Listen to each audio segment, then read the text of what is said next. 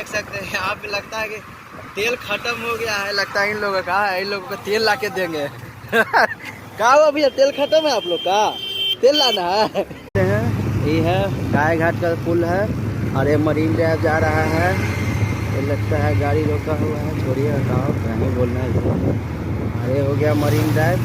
तो आप लोग बने रहिए वीडियो में, आपको दिखाते रहेंगे। मिल गया है यहाँ पे, तेल ले लिए थे, अभी तेल ले जाके उसको देंगे भर। तेल लाए हैं, तेल ला के देंगे। लीजिए तेल।